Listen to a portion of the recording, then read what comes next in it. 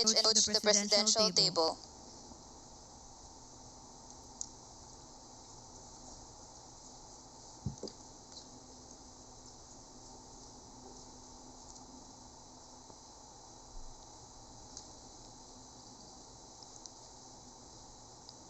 The President may now proceed to sign the enrolled copy of the bill. The harmonized version of Senate Bill number 1964 and House Bill number 9682 shall now be known as Republic Act number 11997, entitled An Act Institutionalizing the Grant of a Teaching Allowance for Public School Teachers and Appropriating Funds Therefore. The law grants public school teachers with additional allowance, not subject to tax, for the purchase of tangible or intangible teaching supplies and materials, the payment of incidental expenses, and the implementation of conduct or of various learning delivery modalities. Thank you, Mr. President.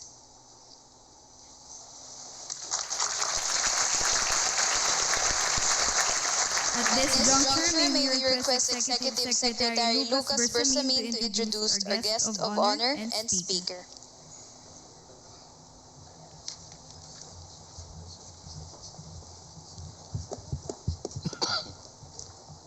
Ladies and gentlemen, the President of the Republic of the Philippines, His Excellency Ferdinand R. Marcos Jr.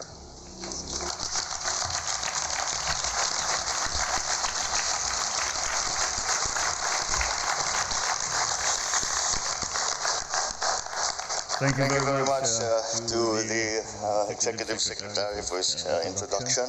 Please take your seat.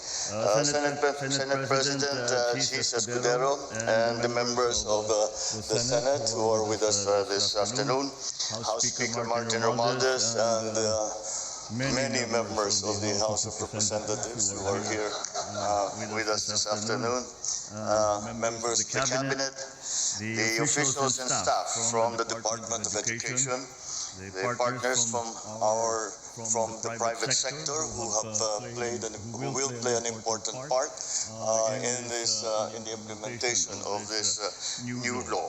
And my fellow workers in government, ladies and gentlemen, good afternoon. We mark today a significant milestone for Philippine education as we have signed the Kabalikat Pagtuturo Act. Since the start of my term, I have placed great emphasis on the need to bolster our educational system and the urgency with which this should be done. As an oft-mentioned adage of our elders, to which as a father I too also subscribe. Education is the only inheritance that we can leave our children that can never be taken away from them. Our Vice President and Secretary of Education and the women and men of the Department of Education have laid down the building blocks of a modern and responsive educational system. Through the Matatag Agenda, we are addressing the challenges to basic education. We are decongesting the basic education curriculum with a focus on foundational skills such as numeracy and literacy. We are building more classrooms, providing learning materials and internet connections, especially in geographically isolated and disadvantaged areas. We pursue the school-based feeding program, fostering safe spaces for learning, and implementing other programs aimed at supporting learners' welfare. Today, thanks to the hard work of our legislators, we get to receive the much-needed assistance for the Matatag Agenda and the fourth component of that. That is, to give support to teachers so they can concentrate on teaching. I think we are all familiar with the situation where when a teacher finds themselves in financial straits, then sometimes they are distracted and spend their time trying to increase the support that they can provide their families, and to the detriment of the actual teaching. But teachers teach because it is a vocation. It is not a job. it is a vocation. Teachers teach because they feel they have to teach and they want to teach. And that's why we must give them the support so that they are allowed to do precisely that. The Kabalikat Pagtuturo Act comes as a welcome support to the advancement of the Matatag agenda. Teachers are the unsung heroes of our society, of any society for that matter. They toil and burn the midnight oil. They teach our children not for money nor for prestige. They serve our country each day by teaching our children the basic foundations to make them responsible and productive citizens. It is our responsibility as a government and as a society to take care of them.